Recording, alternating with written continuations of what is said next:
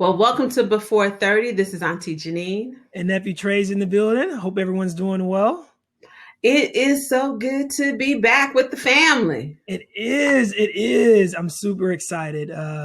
Family, we're coming up into the holidays now. And so, we don't know really what that's going to look like, but I hope that everyone can, safely connect with, those friends and loved ones because, it's going to be different this year.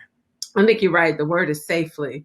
Yes. I was at the gym this morning and CNN was on the screen and they were already doing shows to talk about how to safely spend the holidays. I was like, safely pass food. Yeah, right. How to eat with your mask on and a face shield. So, it's an interesting time. And this is my favorite time of the year. And I am like perplexed, literally perplexed about like, what am I going to do? Who I'm going to spend that time with? Am I going to travel? It's some tough decisions to be made. And I feel very, because I've already been missing my family, the broader family, right? And just, what to do. I want my cousins, it's only once or twice a year I get to eat that kind of food and I want it. No, I agree. So this year I'll actually be honeymooning for Thanksgiving. So I will be out of the country. But when Christmas time comes, I'm a little jealous. Can I go to the island with y'all? Come get some sunshine, drink a coconut, we'll have a good time. But Christmas. I'm still away with y'all. But yes, we've talked with both of our families about Christmas this year, and it looks like we may be doing Christmas ourselves. So, it'll give us a great opportunity to maybe create some new traditions. But I'm excited. Yeah, we could decorate. That's what we could do. We have a Christmas decorating contest. Maybe that's and have people post on our, tag us with their Christmas trees. If they celebrate Christmas or their Kwanzaa. And even if you're Jewish, show us what you do for the holidays. That could be really fun. Some fun opportunities to do something. You can stay connected because we will actually be on hiatus. We're going to be taking a break, doing some recharging, trying to, spend time with family and friends. We both have a lot going on. So, just trying to make sure we come back bigger and better for season 2. Yeah, because with so many things going on, our businesses on the outside of one another are expanding. We also have all of these goals for Before 30 so that we can bring, better services to all of you, as well as, continue to grow our client base, because we have the podcast. We do plan to, when we can gather again, do some events with all of you, and maybe even do something virtually in Q1 of 2021, but also we got work to do with companies. And so as our businesses are growing, there's a lot of decisions to be made. And I know you're in the middle of a growth with RTW. I'm so proud of you guys, what you guys are doing down in Orlando. Thank you. Yes, it's been busy. So a lot is going on. We are blessed to just be able to open up a small studio in the middle of a pandemic. An opportunity presented itself and we are opening it towards the end of October. So we're super excited. There's going to be a small grand opening. Everyone can gather in person. And then we're going to have a larger virtual open house. So those who are unable to attend in person, they'll still be able to get to see the studio, learn a little bit more about us and our services. So that has been taking up a lot of my time. But I love it. It's super exciting. And I wouldn't have it any other way. Yeah, it is an exciting time. And as, businesses grow, there's so many things as employers that we have to think about that we probably didn't think about as much as when we were employees. Absolutely. So that's why I'm so excited about today's show, y'all, because we're still in our finance series. Yeah. We're going to actually talk about a subject that you probably don't always see in a finance series, because we know a lot of you are working. You work for an employer. You're a W-2 employee. That's what they call you for tax purposes. And we want to make sure that you're looking at and taking advantage of your employee benefits, because they are another way to help you manage your money. So Trey, when you first started working, only a short while ago, 5 or 6 years ago? 2013, so 7 years ago. So when you left the University of Florida and you landed at PwC, even doing your internship, don't you have to fill out employee benefit forms? Absolutely. So I took one additional year. So after the University of Florida, I did 1 year in North Carolina. Right. Then when I came for grad school, when I came to Atlanta, yes, during my internship, even when I did my first internship in undergrad, they hand you that form that says, what are your withholding elections? That's the first step you have to figure out is from a tax perspective, like, how do you want that to go? But then when I came back full time, yes, there were benefits that I had to, make decisions on. They gave me a time frame. And so there was a lot of information I had to process at once. And I was fortunate enough at this time, I think as it related to healthcare, I had healthcare of my parents. And so that made the decision a little bit easier. Mm-hmm. But, as I continued with PwC, I had to then think about, well, when I'm no longer on my parents' insurance, like, how do I navigate that decision process? Yeah, because all of that matters because it impacts how much income actually hits your bank account every month. Absolutely. Right. So that's the net income. Right. So and so as we talk about this finance series, last week we talked about mindset.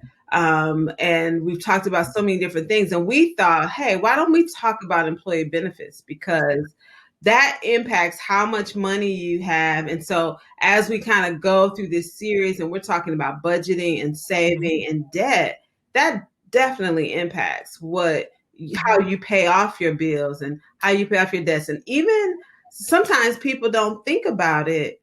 It also impacts when you start investing in your retirement.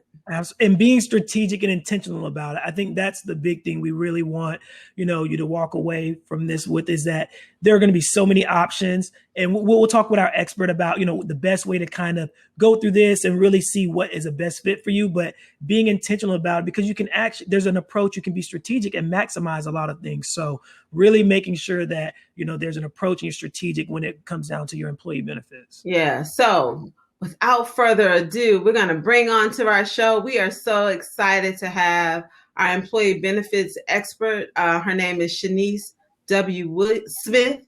Let me get that right. Let me do that over, Trey. So we are so excited to bring on our subject matter expert today in employee benefits. Her name is Shenice W. Smith, and she is the owner and founder of SW Smith Coaching. And that firm is an education-based coaching service that provides support to people hoping to take charge of their finances, to purchase a home and work towards financial freedom, because we believe in financial freedom. Shenice has 11 years of experience in retail operations and corporate human resources that encompass managing team performance, strategic implementation of HR and non-HR initiatives, and executing company changes. She also has experience and is a licensed real estate agent and certified tax preparer. It is my absolute pleasure to bring to y'all, to the family, one of my very own, our cousin Shenice, who is also an Alabama State University Hornet. Yes. Let's go, Shenice. Welcome to the show. Thank you. So, cousin Shenice. Yes, ma'am. What is the life of someone in employee benefits? Isn't this a busy time for people in employee benefits? Precisely. Yes, it is literally open enrollment right now.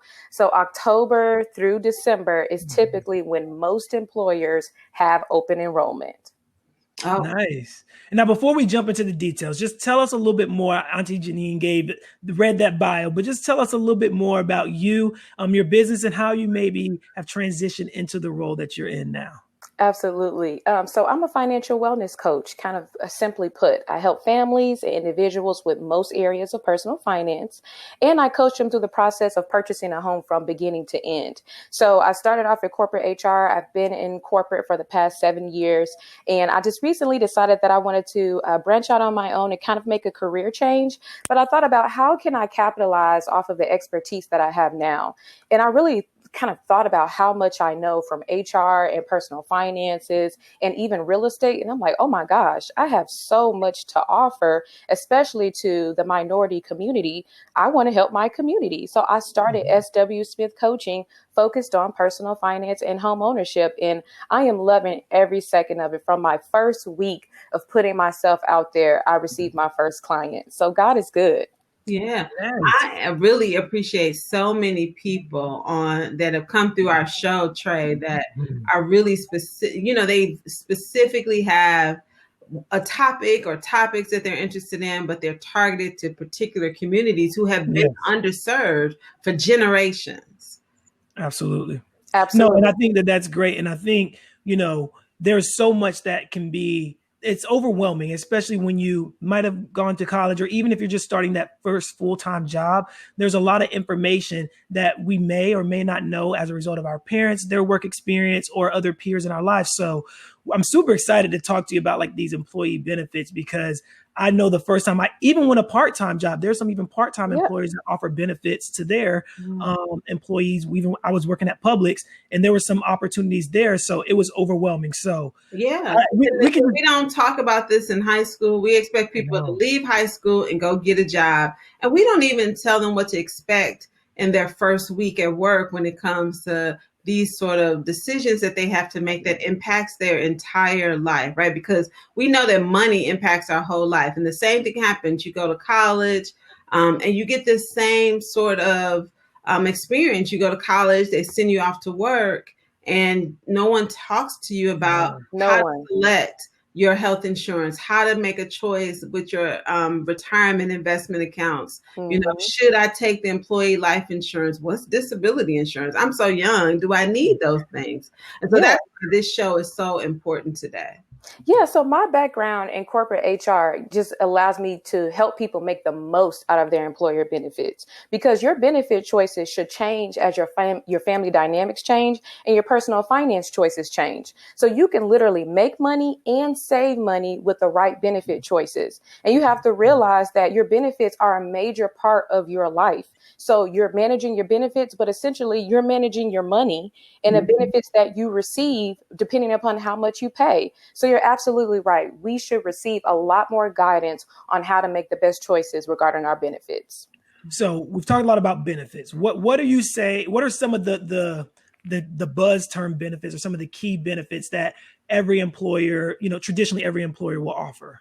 Absolutely. So the basic employee benefits are medical, dental, vision, life insurance, retirement plans, and then short-term and long-term disability.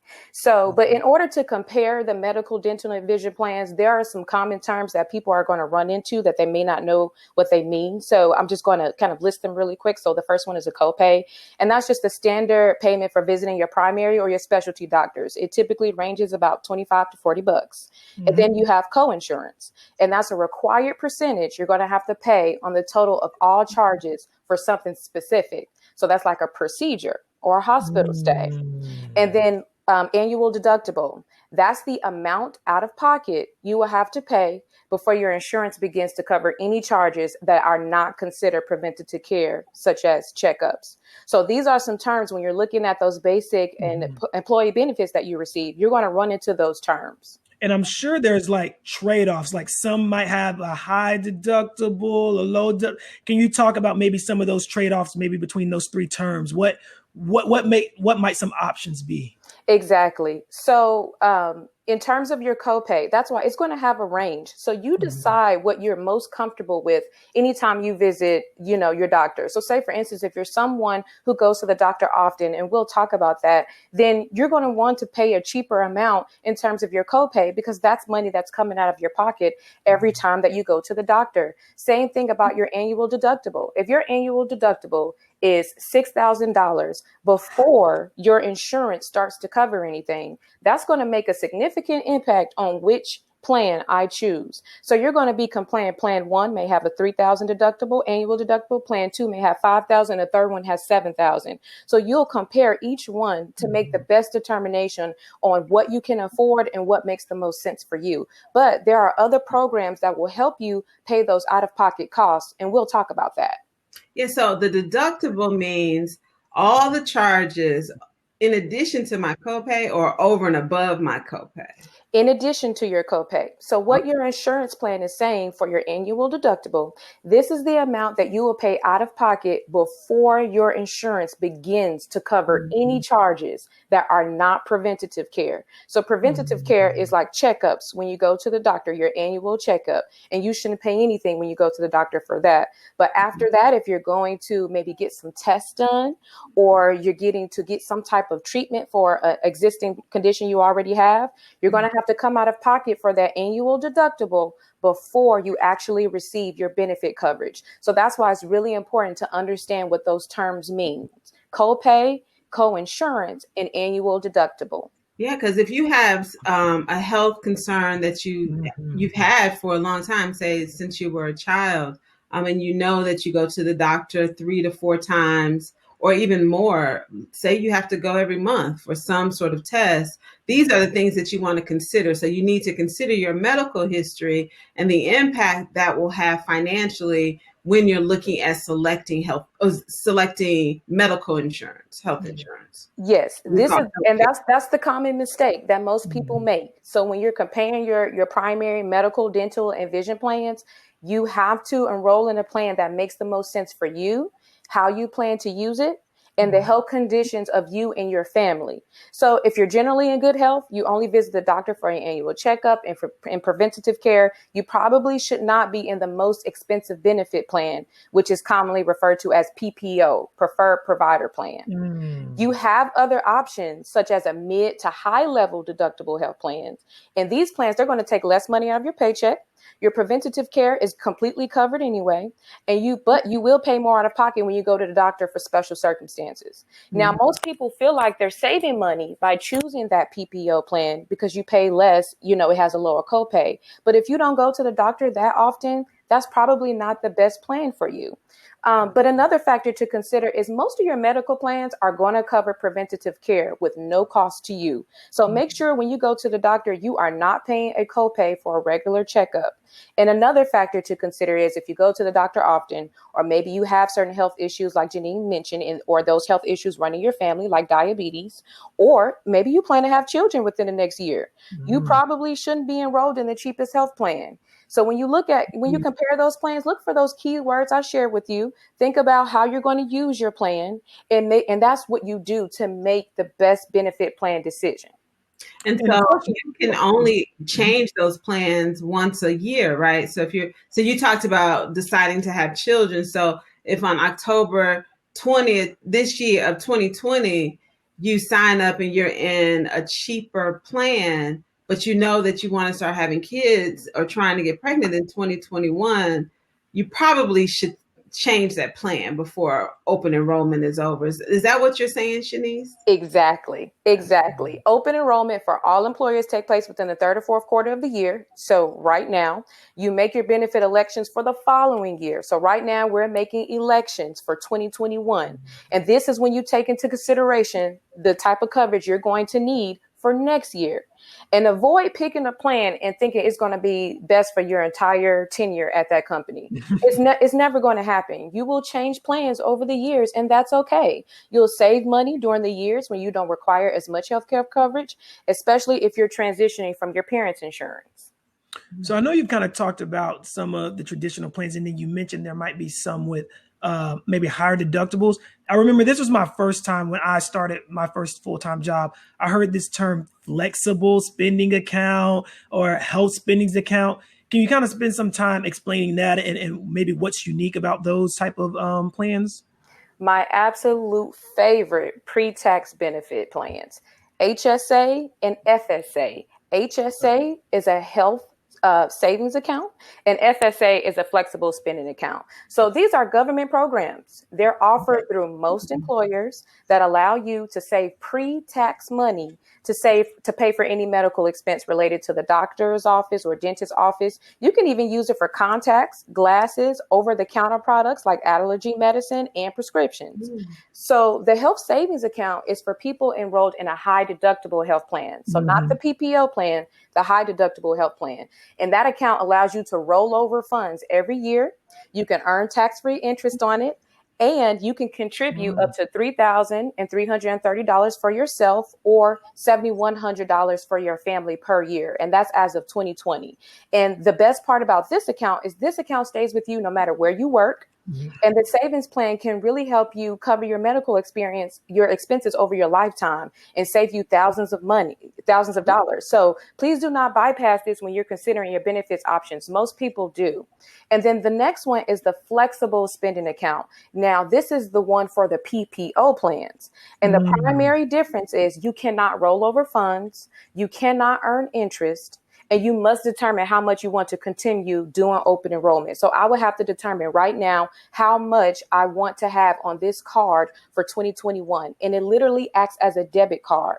This is a great benefit because it lowers your taxable income if you participate, and you have money for all of those out-of-pocket medical expenses up front for the year. So you could contribute as of 2020, $2,750. So if I did my maximum for 2021 on January 1st, I will have a debit card with $2,750 available on it for me to start swiping as soon as I start going to the doctor or go to the dentist. And it has to be used on qualified medical purposes and things that are specifically listed and approved either in the SHA or the FSA guidelines. Yes, and they're very easy to find. Even if you just Google health savings account qualifications, it'll come up on the IRS site, or just Google flexible spending account qualified purchases. It'll come up. So that information is very easy to find. And the amount that you could contribute to these accounts are increasing every year. And you keep mentioning the term tax savings or pre-tax.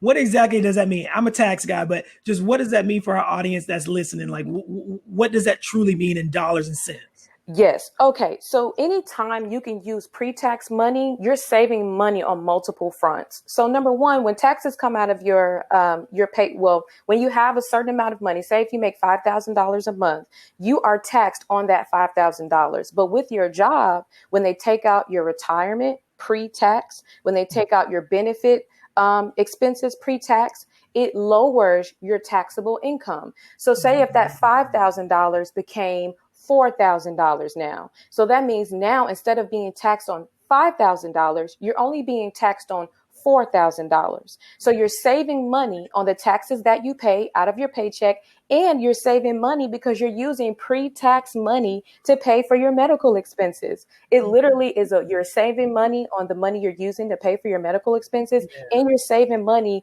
in terms of the money that's actually coming to you via your paycheck. Because what people don't realize, even if you don't contribute money to your retirement account, you're paying that money in taxes anyway. So you might as well save that money on the front end and pay less taxes. That's our goal in life, to pay less taxes. Pay less taxes. Because we know that is possible. So we want to pay less taxes and take more money home to do things that are important to us so that we can invest in our own lives and our futures. You know, Shenice, you said something that got me thinking, because we're talking about health insurance. And I remember, picking out these plans and having options. So that's the medical insurance when I go to the doctor. Then there was like eye care. I didn't start wearing glasses until I was in my 40s. So I didn't need glasses or an eye. And then there's dental. So, right, even in healthcare, we think of healthcare and we think all of this is bundled together. But I know some employers, and even both on the for-profit and the nonprofit, right? So if you're an educator, you work in state and local government, you can select or opt in and opt out of certain parts of a health care plan. Exactly.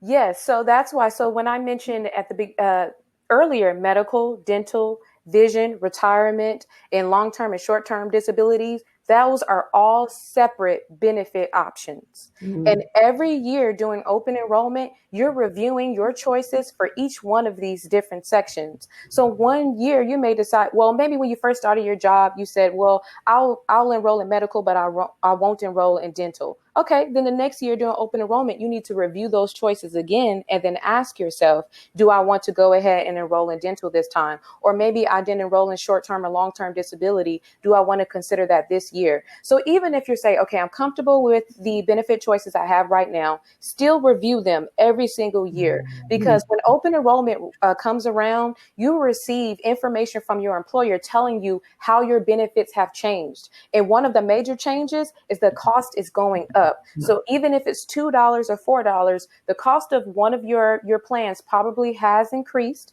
So you want to take a look at that. And sometimes they add more benefits. So maybe your dental plans, instead of only having 2 options, maybe this year you have 3 options. So it's always important to review that open enrollment information you get from your employer every year. Nice. And I know we've been talking a lot about like the health benefits. I do have one more question, and I think we're gonna maybe switch gears to talk about some other benefits. But are there certain life events that may happen throughout the year in which I don't have to wait to open enrollment to change my plan? Exactly. Yeah. Thank you so much for bringing that up. That's an excellent question. So some of those life events are if you get married. If you get married, then you and your husband or your spouse may want to consider your benefits and change. So you can change your benefits during that time. They're called special life events, and you just submit that to your employer. You have 30 days to do that. So please do not forget, if you get married, if you have a child, if your spouse changes jobs, maybe you have a new, if you went through adoption and you just recently adopted a child, that's also a life event. So anytime you have a major life event that could potentially impact your benefits, even if you're not sure if it qualifies or not, reach out to your human resources manager and say, not that we wishing that, but does divorce? Okay. Divorce counts. Yeah. So reach out anytime you have a major life change. Reach out and say, hey, does this impact my benefits? Can I change my benefits? And you have 30 days to do that, and they will ask for some type of documentation to prove that this event has actually happened. That's interesting. What you said, Trey, divorce. So if I want you out of my life and off my benefits. Hit the dough. Yes.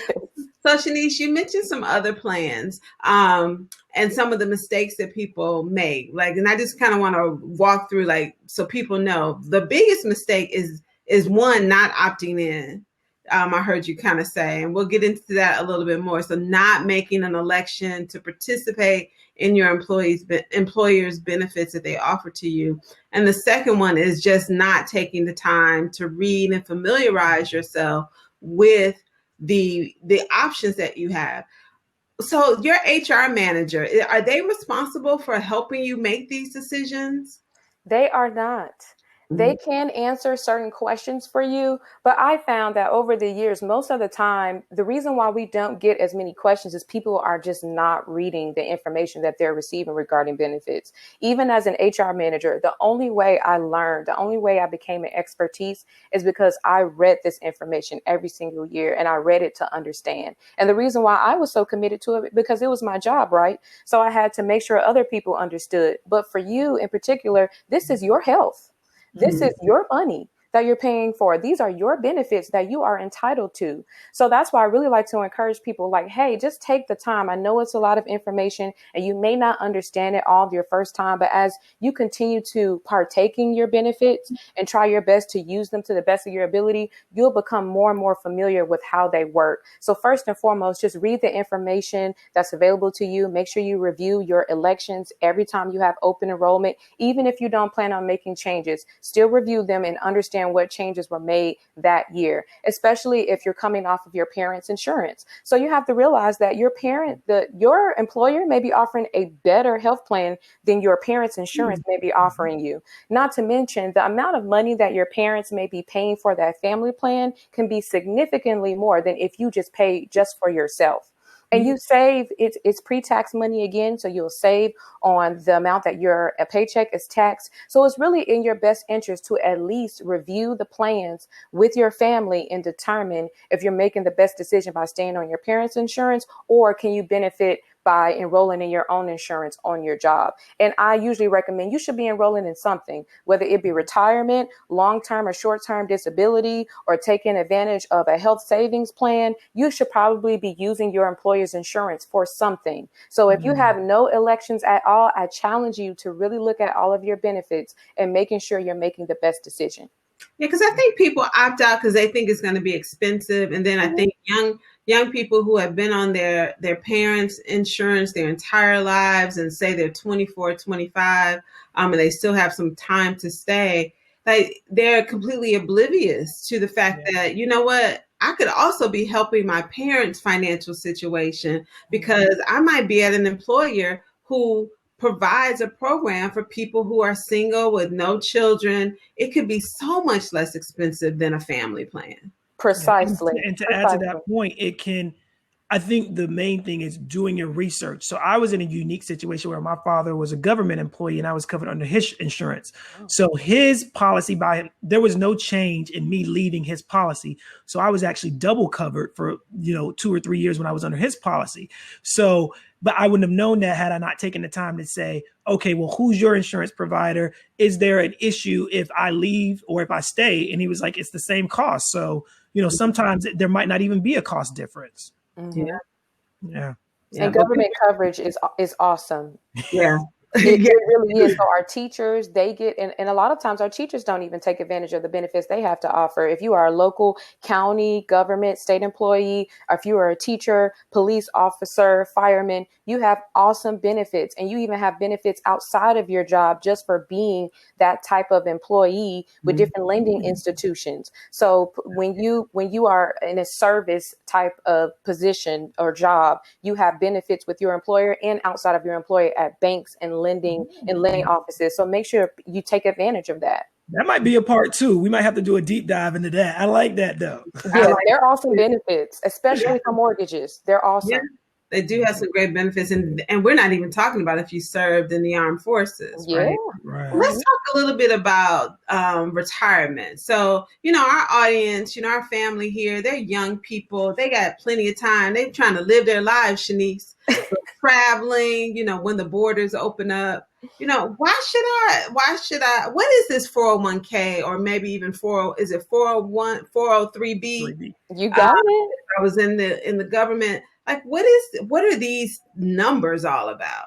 So most employers offer a 401k or for a 403b account. So a 401k is when you save pre-tax money for retirement.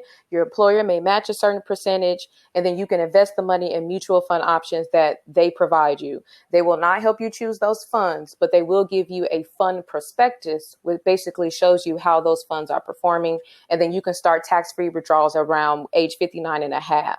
But a 403b account is offered at not-for-profit institutions like schools or government employees. Their investment options differ a little bit, and employer matches are a little bit more rare for the 403b accounts. But my thing is, even if you're not serious about saving for retirement at this point in your life, there is so much more money and so much more that you can do with that money saved in this account. And you're still earning tax-free interest through those matches from your employer and through the investment earnings. So I'm sorry, go ahead. Oh, no, go ahead. I'll let you finish. Go ahead. Yeah. So the accounts you can also use them for withdrawals to buy a house, to pay unexpected medical expenses, to take out temporary loans for emergencies, or even investments into real estate.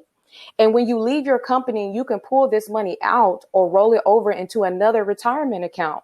So no matter what your intention is, or whether you're serious about saving for retirement or not, just get accustomed to saving for retirement in these type of accounts, because it makes the process easier long term. I started when I was 19, working at Best Buy, and I just started saving in that retirement account because I became full time and I was eligible for the benefits. I earned money, by their matches with Best Buy. And when I finally left Best Buy because I needed to fulfill an internship requirement at ASU, I ended up having a stack of cash, about $5,000, as a 20-year-old that I was able to live off of and take a trip, and because I was young, right? But because I started when I was 19 and 20, now every single job I've ever had after that, I have a retirement account. It makes it easier. You stop thinking about, oh, well, that's 3% I'm putting to the side. That's 5% that I could be taking home. No, technically you're paying it to taxes anyway.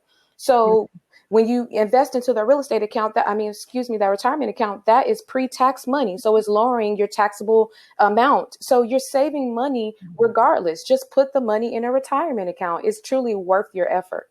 And you mentioned the word match. Let's unpack match. Let's talk. This means free money, right, from your employer? Free money. So say, Okay. for instance, and everyone's match works a little bit different, but they may say for every 3% you match, we will match that 3%, or we will match up to 5% of your contributions into your 401k or 403b. And some companies may even match up to 10%. And they also some companies have an option for you to invest some of that money into their stocks, which my last company, Centos, had that option. So not only was I investing in my own retirement account, I also owned Centos stocks.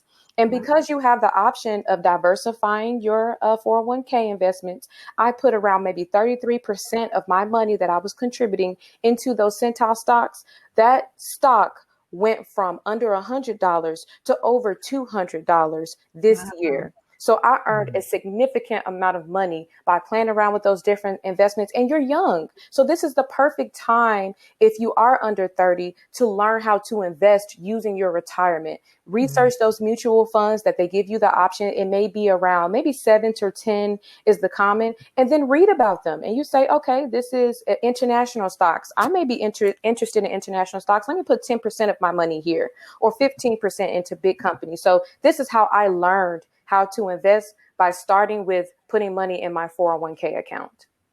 Yeah, I'm telling you, I think if you start immediately, it never becomes a choice not to participate. And like you, when I left, every employer that I left, I stayed long enough to be vested.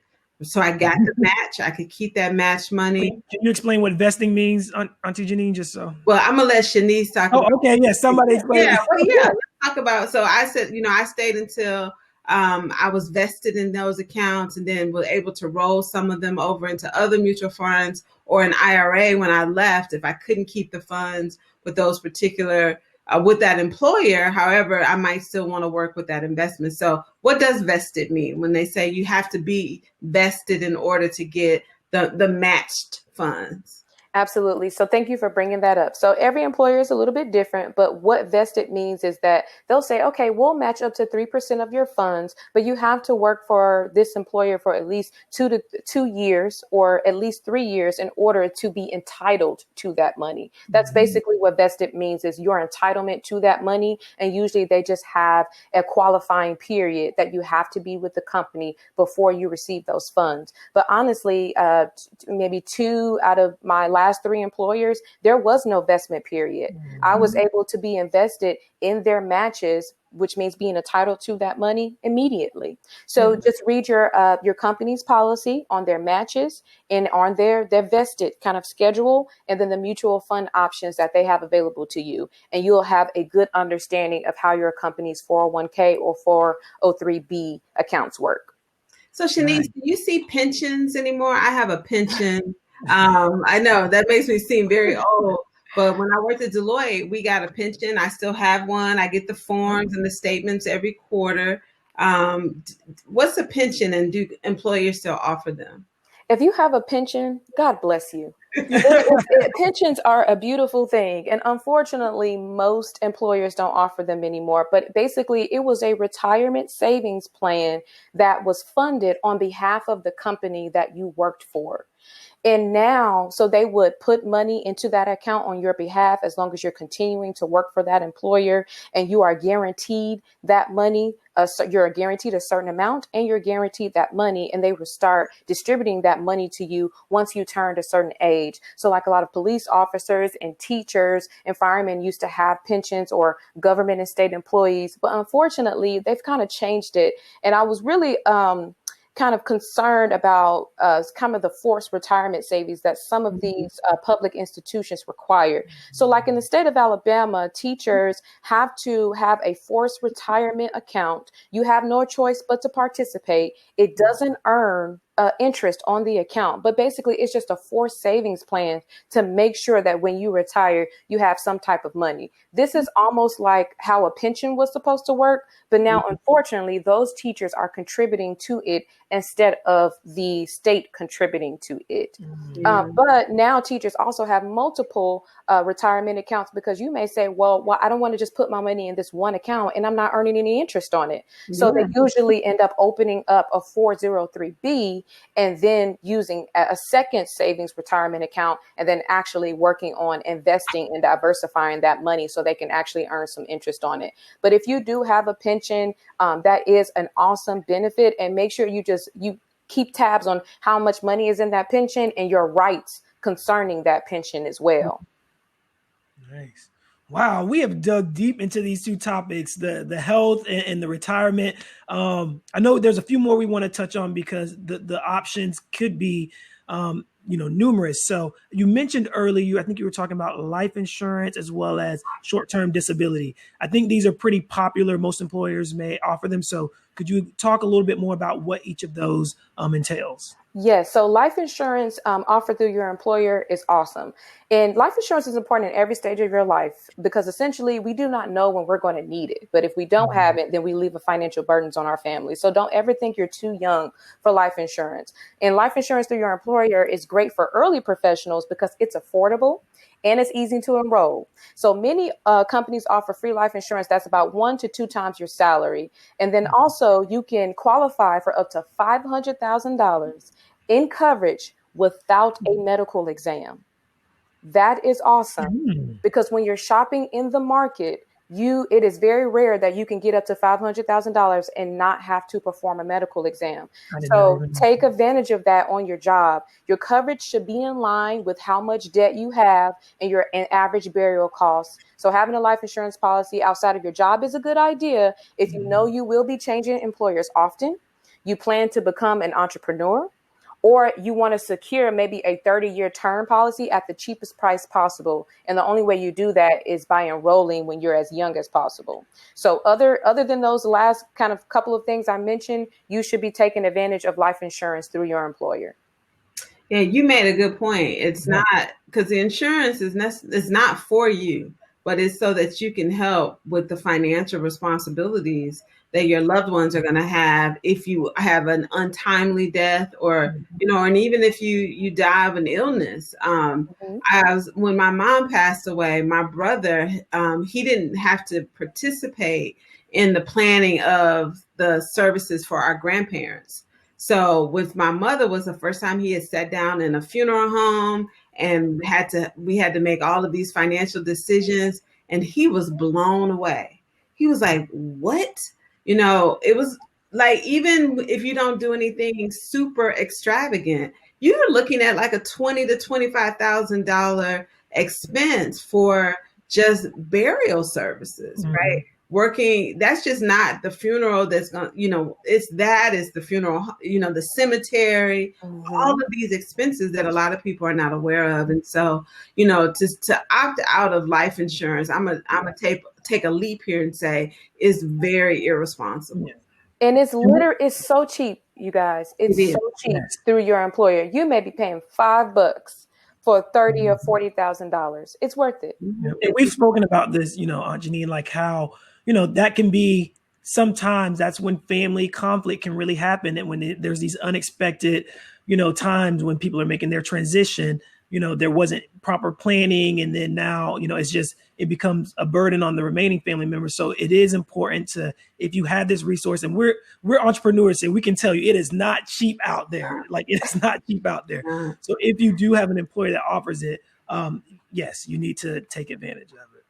And then short-term disability. Yes. So this is another one of my favorites because it's really important. And a lot of people, it's commonly overlooked until it's necessary.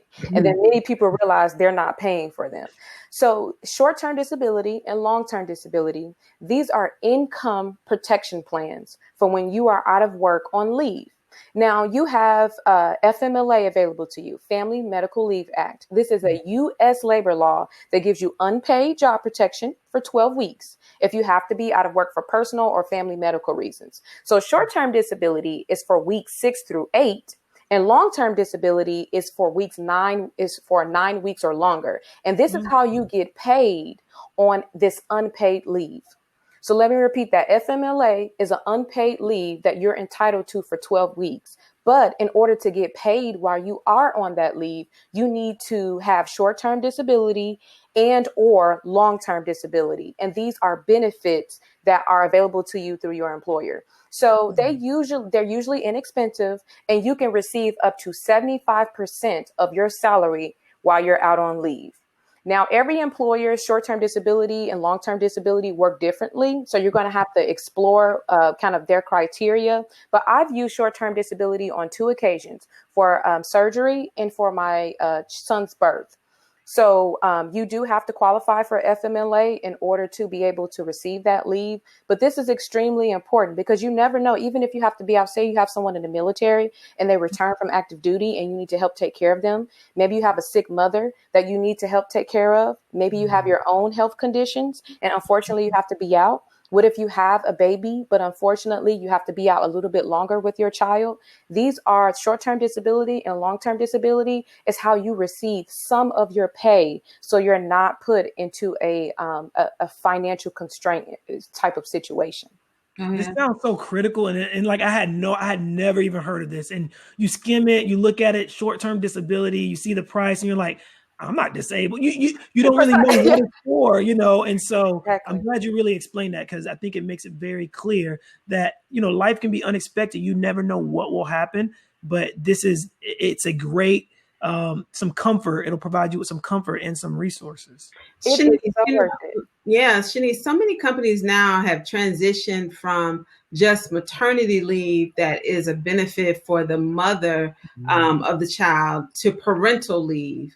Can short-term disability be used by men if they decide to take their parental leave benefit from their employer, or are there certain circumstances where, like, if there's parental leave that say the husband becomes like the primary caregiver because of something happening to the mother, unexpected.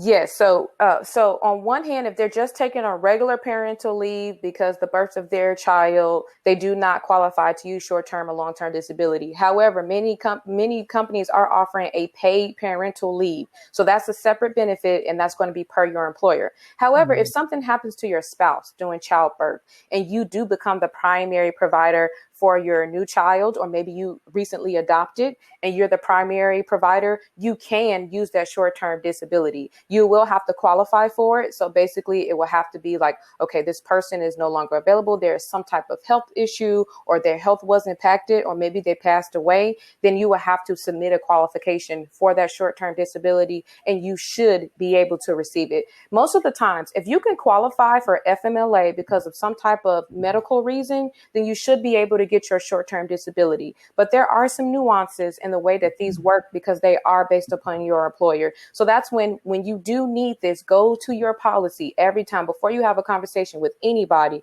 even your HR manager. Go to that policy first. Make sure you understand it so that when they give you the information, you know whether it's correct or not, or maybe you can ask questions if something doesn't make sense, because sometimes you do kind of have to defend your situation a little bit to make sure that they pay out on this benefit. Yeah, because that happened, I think, I'm going to say a large financial institution. I think I know which company it is, but I don't want to misspeak. They had a huge lawsuit. The men at this very large bank sued the company because they kept denying them the parental leave as the primary caregiver and just making them jump through so many hoops that this company had to pay out millions of dollars of back pay to these men who were denied parental leave benefits. And from that, I saw a lot of companies changing their policies around these same sort of benefits to men. And I think it's great, right? The lawsuit, sorry, y'all, but I think it's great. I love to see it. I think it's great because you're the woman does not make you the primary caregiver in all situations. You might be a man could be married to a woman who is in a more demanding career, and I'll say demanding kind of in air quotes, but say she's a partner in a law firm. And maybe he's a school teacher. And this is not a disparaging comment about the occupations themselves, but she might decide to go back to work sooner after the baby. And he decides to take a leave to stay home with the child longer. And I think, fellas, this is a great opportunity for you. Again, like Shenice said, read the policies, understand what the benefits are, how to make that election about who is the primary caregiver, so that if you do need that time off, and understanding your FMLA benefits, because if your wife becomes ill in child labor, because all of these things create some sort of financial expense or burden, and you definitely don't want to be unaware. And what I'm hearing is that be proactive, not reactive, to as much to the degree that you can. Yes, unexpected things happen, but if you're moving into this phase in life, or even if you don't know if you're moving in this phase in life, but that you have the comfort and knowledge to know that, hey, if this happens, I do have some security and I do understand my benefits, and I can, speak on behalf of why, I need to tap into them. Yeah. So we talked about some basic benefits right here. And I know as we close the show, Nephew Trey, you are 100% right. We're going to have to do a part 2 on that. Yeah, we're going to have to do a part 2, because as you grow in your career, your access to more benefits expand. And depending on what industries you're in, if you work for a startup, Shenice, you mentioned like getting stock, and you might get to a point where you can negotiate equity. But what are some other benefits that we haven't talked about that people should be aware of, and to take advantage of when they need them? Yeah, so one of them is called an Employee Assistance Program. It's called EAP. It's one of my favorites because you get free counseling sessions. You get up to 6 free counseling sessions, free or discounted legal advice. They will help you find childcare, and they will help you find a financial advisor. And they also give you some discounts on some of those professionals. So EAP is a free program. Look into it. Commuter benefits. You can get discounts for ride sharing, or you can even use pre-tax funds for trains. When I worked in downtown Chicago, my train ticket was $180 a month. I was able to use pre-tax money to pay for that train ticket. You also have tuition reimbursement or assistance. That's how I got my MBA. 50% of my MBA was paid by my employer at the time. Thank you, employer. Yes, thank you. I appreciate it. Our Institute of Chicago. Right. And I'm glad you mentioned that, because we're also doing a show on student loan debt. And what better way to offset student loan debt by participating in the tuition reimbursement programs, which have some guidelines. So be aware of what your commitment is back to your employer if you participate. But I think those commitments are, it's worth, cutting that tuition at $40,000, $50,000 in half. And I know some of those programs, don't they have a max of what they pay? They might not pay for you to go to Harvard for grad school, but it could completely help. It sure can. And then one last kind of other benefit I want to mention is most employers offer discounts, like on your cell phone bill, rental cars, hotels, gym memberships, entertainment tickets. They usually have a website that they send you to. So 2 common ones that I've used are called ticketsatwork.com and beneplace.com, BENE place.com. So your employer is going to have their own unique website that they send you to, but you can save 20% on your cell phone bill. If you work for a Fortune 500 company, you should be at least saving 20% on your cell phone bill. Same thing with rental cars and hotels, even entertainment tickets. If you want to go to Disney, you want to take your kids to Six Flags, you can save at least 10 to 20% on that. So make sure you're looking on your employer's main benefit site, and literally everything that we've talked about today should be somewhere on that website. Yeah. Nice. I think, did you mention gym benefits? I heard you. Yeah. And even some employers, I know someone was telling me that their employer gives them a stipend for something related to healthcare, so they could pay their actual gym membership with it. They could buy a piece of equipment. I know a lot of people bought Pelotons during quarantine using that employer benefit that they probably never used in the past. Yes, they could buy gym shoes. Weight Watchers, you get a huge discount. If you work for a Fortune 500 company, you may get a discount on Weight Watchers. And when I tell you it works, it works. My last 2 jobs, they've had their own Weight Watchers group. Everyone raved about it and lost tons of weight. They were so happy. Wow. Nice. Well, this has been a great show. What do you think? Yeah. This has been great. Thank you for just sharing all of that knowledge. I definitely learned something. And so I'm sure our viewers and our listeners, they learn something as well. So just tell us real quick, how can everyone get in contact with you? How can they learn more about you and your business? Yes, so please visit swsmithcoaching.com, swsmithcoaching.com. Also, my name is Shenice Smith on Facebook. I share weekly updates just about personal finance and home ownership, as well as everything that we talked about today. I help people looking at their benefit options. It may just be a one-on-one session with me and you, and we can talk about your benefits. We can talk about your taxes. We can talk about your savings. Anything regarding personal finance, I'm here to help you. swsmithcoaching.com. The small upfront financial investment and working with a coach or working with someone who's more knowledgeable to you is worth it, because by making the wrong decision could be a huge financial decision. So we don't want you guys to go into these decision-making processes alone. So if you don't have a family member or an aunt or a very smart nephew like I have, to help you with this, use a coach, use someone who can consult with you, because remember, your employer can point you in the direction, but they definitely cannot give you advice, right? There's a liability with that. So we want to just thank you, Shenice, my Alabama State sister, for participating today. And I'm telling you, networking is amazing. I actually just met Shenice. She graduated in 2012. 2012. So I just met her, and, she's telling me about what she's doing and her background. And I was like, you got some information that our family members here at Before 30 really need to know. And so we just want to thank you for participating today. Thank y'all for hanging in there with us. We know this is one of our longer shows, but I promise you that this is information that you will use for a lifetime. Perfect. Well, family, thank you so much again. And remember, at Before 30, you are a masterpiece and a work in progress.